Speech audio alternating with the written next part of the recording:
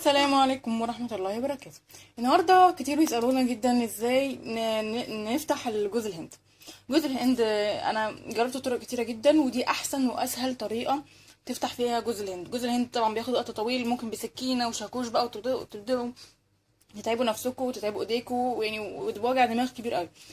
اسهل واسرع طريقة بجد بجد لجوز الهند زي ما القرود بتعمل.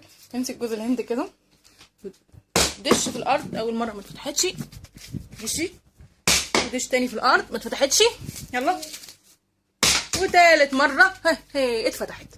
فتحت معانا المية بتاعتها، وتنزل المية بتاعتها اهي، اتكسرت. تنزل المية بتاعتها في الطبق زي ما انتوا شايفين. ودي كانت اسهل طريقة معانا النهاردة نفتح بيها جوز الهند. بجد عجبكم الفيديو دوسوا لايك، ما عجبكمش ديسلايك.